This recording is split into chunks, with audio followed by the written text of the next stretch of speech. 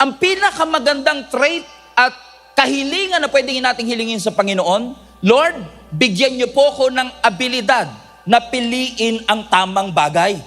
Kasi ang buhay po natin ay series, sunod-sunod na mga choices. Ang sabi nga po nila, we make thousands of choices every single day of our lives. You chose to be here today, you chose that dress, you chose that hat, you chose that slippers, you chose that shoes. Marami tayong pinipili sa ating buhay, pero kung tayo po ay magkakaroon ng wisdom, matututunan natin na ma-discern kung anong daan ang dapat kong tahakin.